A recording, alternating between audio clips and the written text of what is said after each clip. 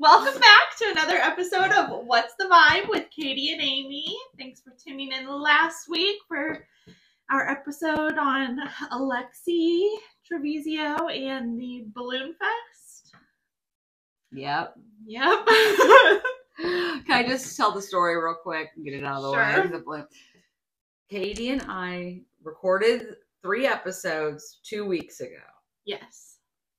That Monday morning, I was driving into work listening to one of my favorite podcasts, and they covered the same topic. That's so weird. I wish ours would have been out already. I know, but it wasn't. So then it would have been like, oh, my favorite murder copying. What's the Oh, controversy. Yes, we could have stirred up some drama. They have 60,000 listeners, and we have 6. Who told them? Oh, yeah, that's okay though. I'm sure people have told the Alexi Treviso story. I was so close together though, and such a random story. That is really random. And from one of my favorite podcasts. So it was surreal almost. I'm like, she's not talking about the same thing I just talked about. That she must have heard our episode, right? And I was like, wait, it hasn't even been released yet. It's still in our drafts. But that's kind of cool. But yeah. I did not copy them. It just was a freak thing. It just happened. Well, at least now there's going to have been a couple of weeks between them releasing. Yeah, that's true. People can listen and hear the differences. Yeah. There'll be a few. I didn't listen to it, so I don't know. Okay, so Amy, what's the vibe? The vibe is, Katie, manifestation. Oh, the vibes never ever give up. JB, what's that mean? Oh, it's never say never. Never mind. Justin Bieber. I was like, I'm so not hip because I don't know what that means. Just bluffing. Like I didn't know. Okay, just cut that out. Never say never. I will never say never. JB. So those vibes are good. Those are great. Yep. All right, well, I'm going to tell you about it. Okay. And the vibe is also something else you love to talk about. You will never stop talking about this. Taylor Swift. Football. Okay, yes, that's second. Close. I love when you get a basket. Just kidding. I know it's a touchdown. What, do you know a lot about football? No. Me either. I feel like I know just enough, but like the only time, first of all, this household ever watches football is on Super Bowl Sunday. Gotta watch the commercials. Right. Yeah. That's what I'm there for. Jake does sometimes get into like football. He's a fan of the Steelers. Why, I don't know, because we don't watch football. But on Super Bowl Sunday, he'll be like, I don't know, talk about the game. I'll be like, what just happened? I'm confused. What are all these numbers for?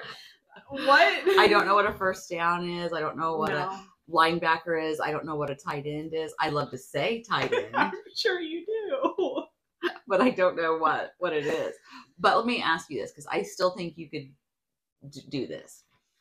Could you describe a football player, like an NFL football player? Describe them how? Like what they look like? Yeah, like their body mass. Are they usually little? I mean, they're usually bigger, buffer guys. Yeah. Yeah. Well, I can remember one time I at least thought I saw a Purdue football player at the gas station, simply because it looked like a refrigerator was in the same gas station as I was. They're massive. They are pretty big. They're big. Yeah. Okay, enough talk about that. Enough talking about the big tight ends. So I'm going to tell you about a young man that his dream was to play football. Okay. So his name was Daniel Eugene Rudiger. Have you ever heard of him? Nope. I've heard of a couple of football players, but never Daniel Rudiger. Because he only played for like 27 seconds. Oh, I thought you were going to say years. I was like, okay, this is really... But he made a big impact. So let me tell you all about him. Okay. This is such a sweet story. He was born in 1948 in Joliet, Illinois. Have you ever been to Joliet? I have. I figured so. He was one of 14 kids. Wow. He said that his dad at one time was working 3 jobs. That sounds terrible. That sounds terrible. Oh, man. He was the third, and there were just all these kids. Sorry, my computer started doing something. And in grade school and high school, Daniel Rudiger did not do good. No. And he went to like a Catholic school in high school, and he said that the teachers would purposely embarrass him. Aww. Say, oh, you're a daydreamer, you're slow. Wait, what kind of teacher is out there telling students they're slow? Well, 1950s teachers, I guess. Okay. Yeah, that is a different They didn't care about your damn feelings back then. You're right, they didn't. They were going to shoot it to you straight. I guess I can appreciate that. At least they're not lying. In the 50s, if you were slow, you had been told. There was no second guessing. So, it turns out, though, that he wasn't just slow or stupid. He had a learning disorder. But again, in the 50s, I just blame everything on the 50s. Okay. Damn 50s. They used to smoke cigarettes in the hospital and didn't care if their kids were diagnosed with learning disabilities. So they just weren't hip to it. In high school, he met and played for a famous local football coach. His name was Gordy Gillespie, famous for, the Illinois area. Sure. And unlike the teachers that were kind of literally roasting him in class, Coach was like, you can do it. It wasn't perfect that time. This is how you can be better. Like, he was very inspirational for him and encouraged him, despite the fact that this kid was 5'7" and 160 pounds. I think I'm bigger than him. I mean, if you're telling me now he's a football player, yeah. I know. Well, he's not a football player. He just was on the high school team. Okay, Let me keep going. Okay. After he graduated from high school, he decided to join the U.S. Navy, and he served as something called a yeoman on a communication ship for 2 years. And then he left the Navy, and back home in his hometown, he got a job working at a power plant. Okay. And at the power plant, he met a work bestie. Oh, okay. Katie and I met at work, and they just supported each other, and they were both kind of dreamers. But if Daniel Rudiger was talking about, I want to play football for Notre Dame. That was his dream. Really? The Fighting Irish baby. Okay. He wanted to play football for Notre Dame. And everybody else would be like, you? Yeah, you're going to get crushed. But his work bestie was like, then you do it, buddy. Oh, okay, that sounds like something you would say. You can do anything. You just got to believe and work hard and keep going. And so they had a really, really good friendship. Dun, dun. Dun, dun, dun. I don't know what's coming, but that was my first guess. Tragically, his friend was killed while at the plant at work. Aww. And so, she's devastated and grieving, but it also kind of made him sit back and be like, I'm working at this same plant that just killed my best friend, talking about what I want to do. Right. And he was like, enough talking, buddy. Get to it. I'm going to Notre Dame. I'm going to South Bend, Indiana. Just know, if anything ever happened like that to you at work, I'd quit instantly. Thank you. I'd be like, I'm going to live out our podcast dreams. Just clips of me messing up. I'll just edit you into my conversation. Yes! You have enough material to work with. Yes. I'll do that. I insist on it. Okay, nothing's gonna happen. Especially if I'm killed in a work-related injury. Oh, gosh, that would be odd. No. This paper. Okay, so sorry. This is back to business here. So he left Illinois and he went to South Bend, like I said, and he walked up on that campus and he walked to the football field and he imagined himself running out of the tunnel and the fans cheering for him. One problem. He didn't go to school He there. didn't go to school there. He was literally a stranger. So on he's just campus. there manifesting, but I mean, if that's what it takes. We'll see if it works out for him. Okay. So while he was there, he met Father John Kavanaugh, and he's talking to him, and he's like, I want to go to Notre Dame. I want to play football here. I want to get a degree from here. And this priest had to be thinking, your grades were terrible. Right. You are a tiny little person. Your best wishes. And nothing And else. nothing else. But that's not what he said. Okay. He said, enroll in the junior college. Oh, okay. That's smart. Yeah. Baby steps. He said, go enroll in the junior college, son. I don't know. Son. This is an indirect quote, but I thought the son added a little A emotion. little heartfelt. Son, go on down to the junior college, enroll yourself, get good grades, and then you can transfer here. And of course, he's like, yeah, okay. I Bet. got a plan. Yeah. So while he's at the junior college, that's when they uncovered his dyslexia. And then they were able to diagnose it. Okay. They were able to give him tools to He's like. not slow. He's He not just slow. has dyslexia. Yeah. So once they got that figured out, things started going a lot easier for him. Good for him. I know. But, Katie, after 2 years at junior college, he had been denied admission Aww. multiple times. Oh. He's on to start his junior year. This is his last chance to get accepted to Notre Dame because they don't accept senior transfers. Oh. And he's getting older. He's graduated high school. He's done 2 years in the Navy. He's done a power plant stint. Now these multiple years at junior college. Most of those high school or college football players are 19, 20 years Right. old. And he's almost 30 at this point. It Feels sounds like it. I don't know his exact age, but at least 25, I would think. Yeah. So he mails it in, his last opportunity. Please, Notre Dame, take me. In the mail, he gets the letter. I don't really know. I'm adding this for dramatic effect. I mean, the effects are great. The effects are affected. He opens up the envelope. Katie, he's accepted to Notre Dame. Yes. Yes. Good job, Daniel Rudiger. Way to go. So once he gets there, and he's still not a football player, he meets the head coach, Era, and forgive me, this is probably butchering. It might even be Era Parzagihon. I'm sure that's exactly right.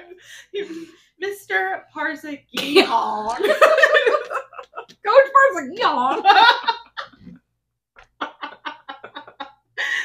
Why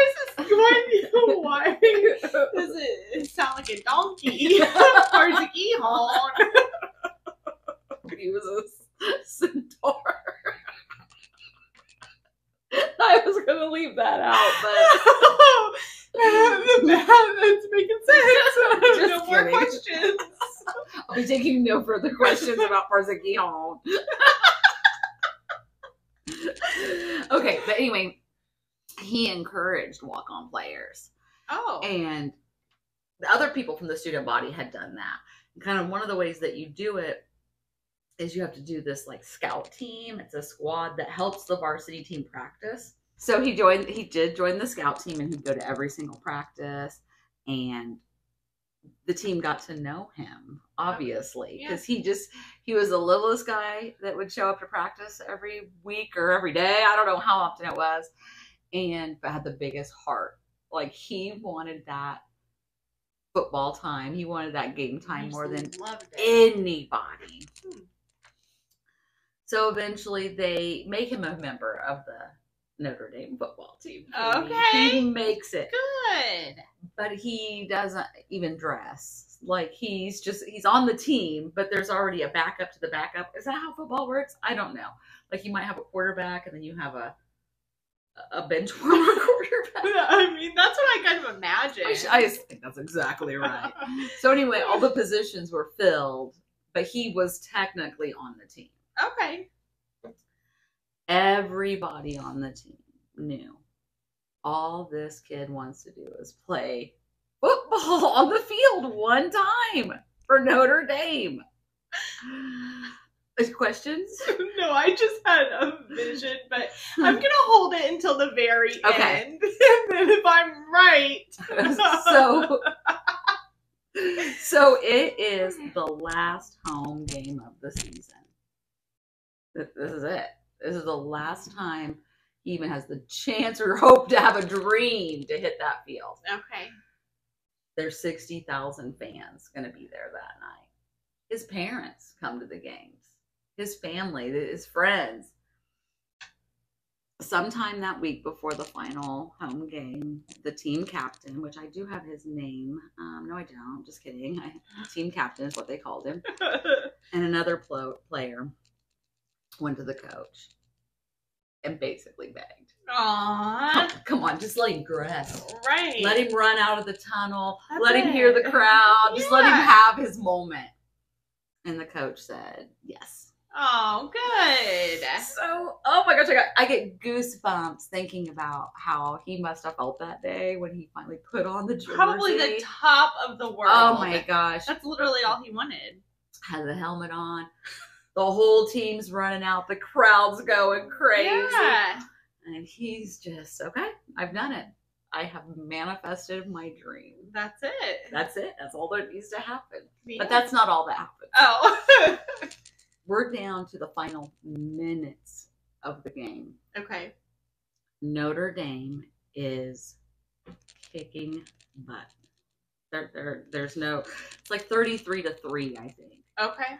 I'm looking to see if I can find the actual score, but it's a big gap. So at some point, members of the team start chanting his name. Like while they're playing? Yeah. Okay. Because they want him out on the field. And I told you at the very beginning of the story, his name is Daniel Eugene Rudiger, but he's commonly known as Rudy. Okay. So that's what they start chanting, his nickname. Aww.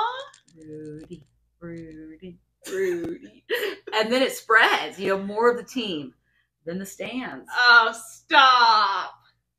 The entire arena is chanting Rudy. And the reason they had kind of picked up the story just in the local South Bend paper about the kid that just wouldn't give up. Right. About how hard he worked to get to Notre Dame.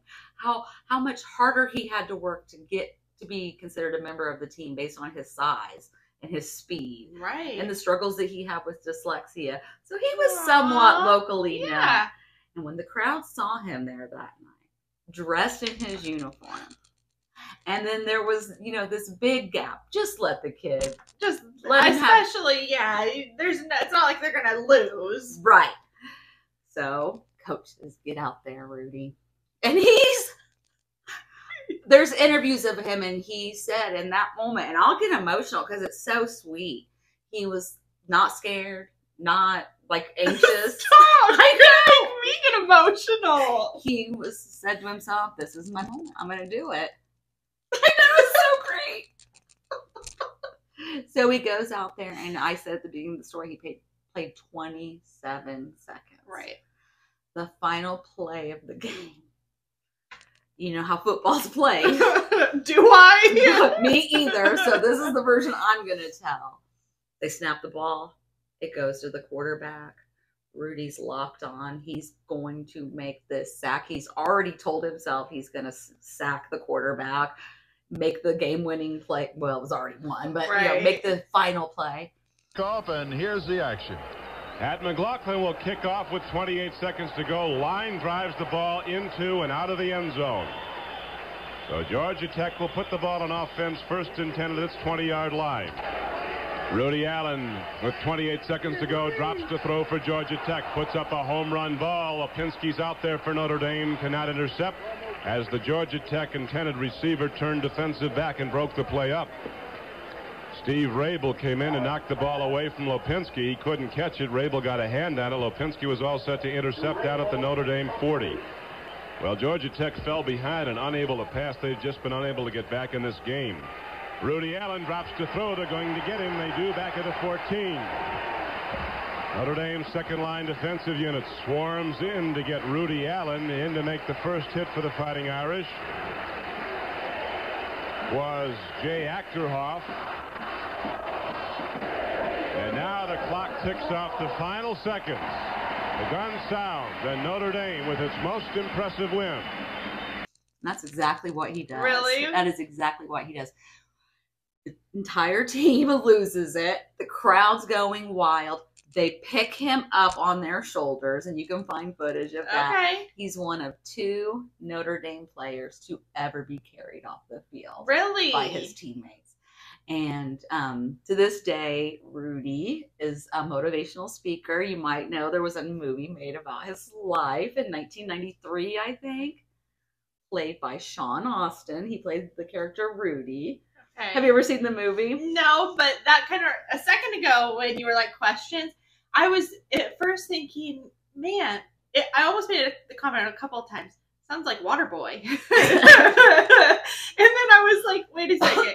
Is she describing the plot of a movie to me? I was describing the plot of a movie.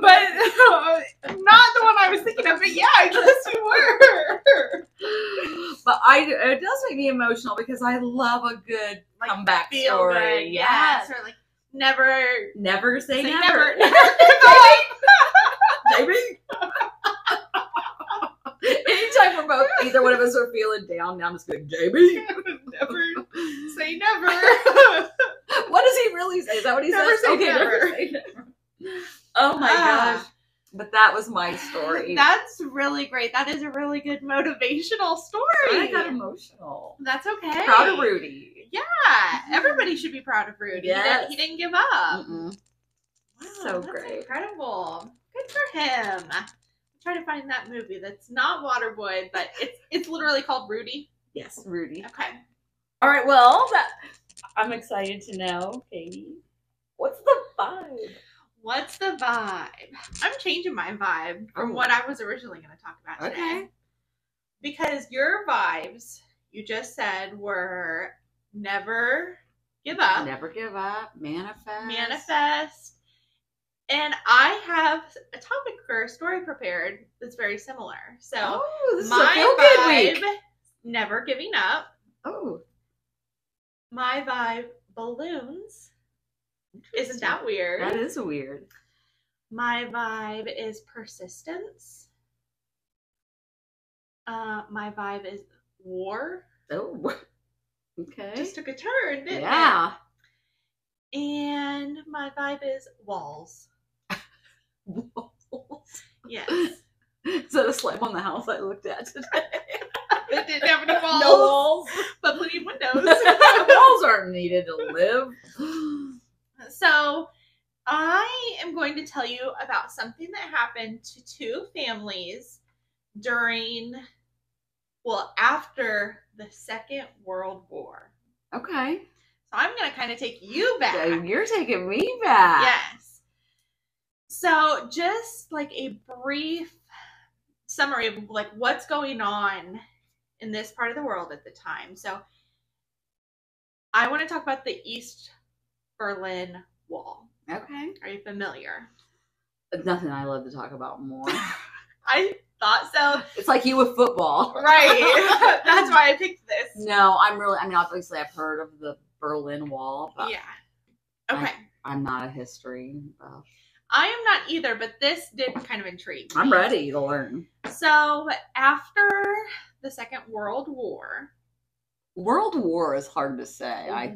World War? Yeah. And the more you say it. I didn't think it was, but now I feel like I'm going to be thinking about it every time I say it. World War. World War. See? Okay, sorry. Germany was divided into two. So they had the East and they had the West. Okay. Clever names. Right. So West Germany was like flourishing at this time. It was 1961. Okay. And the United States and Britain were just kind of helping them get on their feet after the war. So everything was great.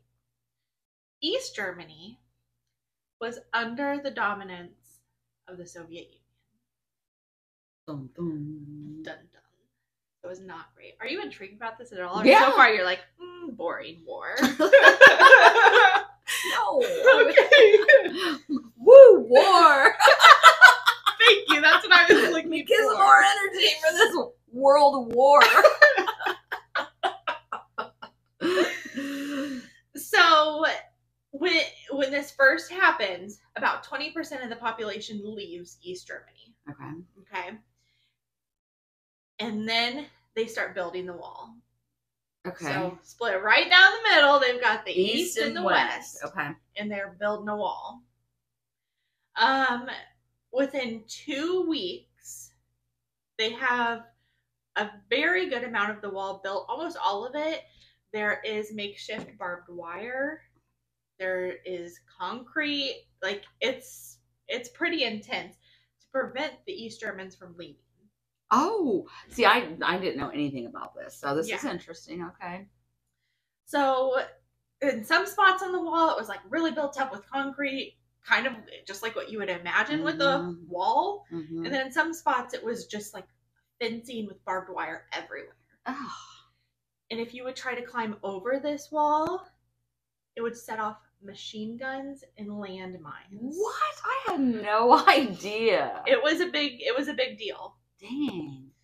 Not only that, but the Soviet Union had ordered like border patrols along the wall, and if anybody were to try to leave, they could go as far as to kill them. Like, so it was a really big deal. Man. So that kind of brings me to 2 families that I want to tell you about that were really desperate to try to find a way out of Germany, East Germany. So Peter, these are German names. I'm sure you'll do fine. We don't care about pronunciation. Strelzik. Sounds like strudel. Strelzik. And Gunter Gunther. Wetzel. You love that name? Okay.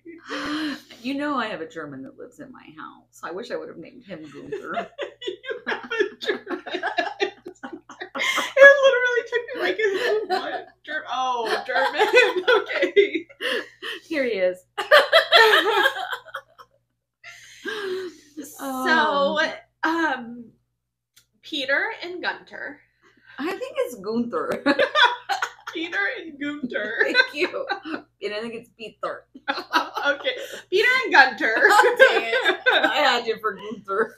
I went too far. You really did. Met at work, and they quickly became friends. I know. Another twist of friendships at work. Right. Okay. You didn't think our stories would be so similar. I did. We didn't plan it. We didn't.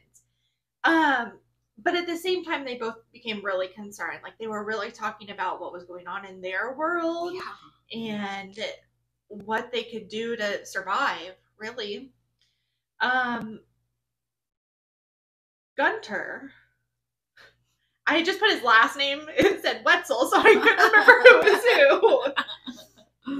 who. Like, would talk often about how the world was before the war. And they would talk about how now they couldn't even express their feelings. Like, you couldn't go outside. Like, you weren't allowed to express yourself, really. You couldn't be like, this is aggravating, or that's just enough to be killed. Nope, you couldn't read what you wanted to read. Like, you couldn't watch what you wanted to watch. Like, they were very controlling of the people that lived. I wonder what they were piping in on TV. Just like reruns of Leave It to Beaver. That's wild. Yeah. That's a lot of control. That I can't even imagine. Mm-mm.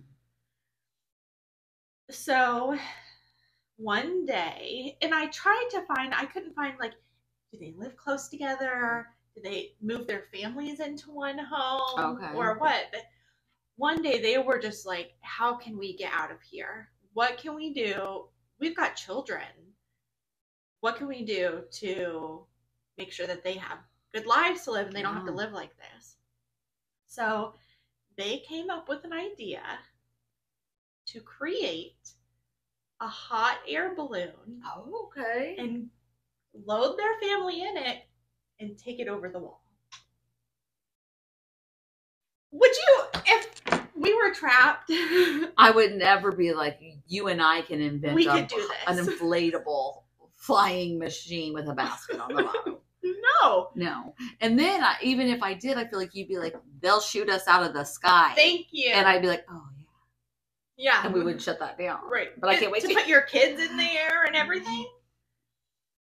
Those things are. Have you ever been close to a hot air balloon? They're powered by fire. Right. I don't think I've ever been close to one. Not that I can remember, at least.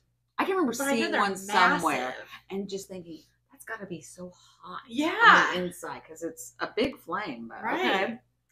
So they did a lot of research. And they're like, what's it going to take? We're going to do it. I'm just picturing the wives sewing sheets together. And... Just wait. Oh, okay. Just wait. So in total, they had 4 adults. So both of themselves and their wives, and then 3 children that they had to get to safety. Okay. They realized, they had to do a lot of calculations, that they would need the gas containers, a burner, the bag, and the basket alone would weigh about 1,600 pounds. Could you imagine getting all that material when you're being dictated? Yeah, how are you going to sneak a giant wicker basket to your house? That's what I was wondering. I'm dead. It's a Longenberger. Have you heard of that? In like the 2000s. Are those okay? Yes, I do think I know what that is. Longenberger just took off and you had to buy one? Okay, sorry. Oh. So the 2 men spent about 18 months. Oh my gosh. Kids are having birthdays and stuff. Right. They're trying to live their lives. But they spent that time building the platform, building the giant burner, and a makeshift flamethrower. As one does. At the same time, their wives, Petra and Doris, were sewing the balloon together from curtains, bed sheets, shower liners, and just whatever other fabric they could find. It's just got a visual, like there's a pair of jeans. Just a t-shirt, a bath towel, a shower curtain, Granny panties. whatever they had to do to get to safety. Yes. Okay, I like it. So that is a family united. It is. There. Okay. That's why I said, like, did they live together at this time? Right. Because how are you going to be doing all this and then just go home? And that's some good friendships because, especially guys, I mean, I don't know. I feel like you and I could be like, I'm trusting you with this secret mission. But there's not a lot of people that I would. Right. Not only that, but like, Jake and I put together a bookshelf together. He's getting pissed off because where's his hammer? And it's in his left hand, and I'm standing 3 feet away hoping he doesn't throw a screw at me. Like, they're building a hot air balloon together. Yeah, it's not easy to do projects with people. No. You've seen me try to change toner. Oh, that was bad. So imagine us trying, we're going to get this balloon. Our lives depend on it. The only thing that depended on that toner was a piece of paper. Right. Oh my God. So, on April 28th, 1978, they were ready for their test flight. Test flight? How are they going to sneak that one in? So, they took the balloon in the basket to like this edge of a cliff, but they had a major miscalculation. And the fabric that was used was too porous. And the hot air was just escaping from the balloon. I was wondering about that. Okay. So it burnt up. Oh, bummer. All of that work that they did. 18 months. 18 months. That didn't stop them. Oh! They refused to give up. Perseverance. That's right. That's the vibe. So they started doing a ton of experiments on different fabrics. And it found that taffeta. Oh, you know taffeta. what that is? Taffeta. Is that like what ponchos are made out of? No, I don't know what that is. The taffeta is the That's like fabric hemp. used in ball gowns. Oh, taffeta. Of course. Of course. Light bulb. Picturing like knockoff silk. Yes. Knockoff satin. Something Taffeta. like that. Okay. But they need 900 square meters of taffeta. Taffeta. It's fun to say. It's kind of fun. It's more fun than World War. I know, it's not sexier than World War. So they went to a store in a little town about 15 minutes away at the beginning of June. So about 2 months later. Okay. And they told the shopkeeper that they were engineers and they needed all this fabric to make sails for their boating club. Genius. Which I was kind of surprised when I read that because you're being watched about like what you can read and how you express yourself, but you can be in a boating club. You're right. But okay, I wasn't in the World War. Yeah. They were still trying to be hoity-toity. It's for my boating club. Right. Oh, that was like Dracula's accent. Yeah, that was not a German accent, I don't think. That was Transylvanian. So a year goes by. Oh. And they have this new balloon made up and they're ready to they're just going to go for it this time. No test run? No test run. Family and all. So they get the balloon. They get it up in the air. Everybody's good to go. They go through a cloud. The moisture from the cloud caused the balloon to just go right back down. Oh, no. And they landed about 500 to 600 feet away from the wall. Oh, no. They could see the wall. They literally, it's just being taken away from them. Oh. So as soon as it hits the ground, they know, like, we've got to go. Because, I mean, there's Border Patrol 600 feet away. If they see us, we're done.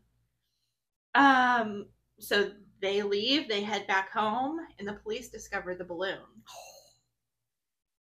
They did an intense search very quickly. But luckily, they could not trace it back to the two families. Oh, wow. And so they tried again. Oh, my gosh. Okay. They had to build another sailing club. At this time, they just lost it all. Oh, my gosh. They had to weave another basket. Another Longaberger. Exactly. Darn it. So when they lost their balloon and the police were searching, that sped up their motivation. Yeah, we gotta go. Yep, like this is no They're time onto to us. mess around. So notices were appearing in local newspapers, like, if you have any information about these balloons, please let us know, like call the police. Snitch on your neighbors that Right. are trying to escape. So in September, 2 months later, they had created another balloon. At this point, they knew the fabric, they knew everything. They were good to go. They just had to make it. They made another balloon in 2 months. The first one took them 18 months. Yeah. What the hell? Right. They're getting to be mass producers. Yeah, exactly. They got a system. So the night of September 15th was looking perfect. The weather was looking great. They were like, this is going to be the night that we go. So the third balloon was not tested either, but they were feeling desperate. They just felt like they didn't have any other chances. It was time to go. So they drove their cars to the border. Oh. And at 2:26 in the morning, the balloon lifted off with all 7 of the family members. So the right. Okay. 4 adults and the 3 children. Yep. Just minutes after it lifted off, the police were notified about a UFO. Oh no. Heading for the border. Oh no, not a UFO. They aimed their searchlights, like they were searching in the sky to see what they could find, because they already knew a balloon had tried to go once, and they couldn't see it. And the balloon just kept going. It took 28 minutes, but they were able to get that balloon right over to the wall. They landed in a farmer's field in West Germany. So here is a picture of 2 of the men and then 1 of the wives. Do I know who is who? This is Peter and this is Wetzel. No. Gunter. Gunther. I actually don't know if that's who they are. But... Okay, they're young looking. Yeah, they are. Yeah, they look like they're in there. I don't know. In the 60s, people look different. They did look so much. I bet they're in their 30s. You think so? Yeah, I bet so. Because they look 40s, but it was a rougher time. You're right. They were under a lot of stress. Yeah, and they had to build 3 balloons. Right. 300 balloons. So, some of the things that happened after they escaped safely. Yeah. East Germany immediately and significantly increased the border security. They closed all small airports. They would only let planes land furthest inland that they could. Propane gas tanks became a registered product that you had to purchase. Yeah. You could no longer purchase large quantities of fabric, taffeta. Yeah. And you couldn't get mail if you lived in East Germany. Mail? Mail. It was prohibited. Oh. So, like, if your family had escaped to the other side of the wall, you weren't able to communicate with them.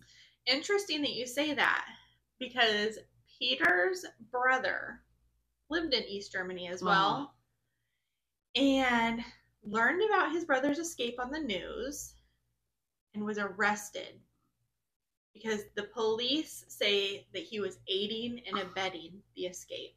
Can you imagine if we all got held accountable for something our family member did? Right. That's ridiculous. He was sentenced to 2.5 years. His brother probably felt terrible. Yeah. So the family settled kind of in East Germany where they landed. Gunter worked as an automobile mechanic. A what? An automobile mechanic is what I put here. Sounds like automobile. The first time. In Germany, they don't call them car mechanics or mechanics. They call them automobile. Very formal. Yes. In Germany. Streusel became a pastry chef. Thank you. Streusel. No, Strelzik. I should have put their first names, not their last. I don't know what's wrong with me. Opened a TV repair shop. Television. Right. Television, just like automobile. Television. And then there's actually been 2 movies that have been made. Oh, fun. Another tie in the life story. So as of today, Peter Strelzik passed away in 2017. He had what I put is a long illness. And Gunter is still living today. Still kicking. Yep. Aww. So that's a great story. The vibes today were really about persevering. You brought a little educational vibes too. I tried. I needed that. Oh, love it. So never give up. JB. And that wraps up another wonderful episode of What's the Vibe podcast with Katie and Amy. And make sure you've joined the Vibe Tribe. Yes. See you next time. See ya.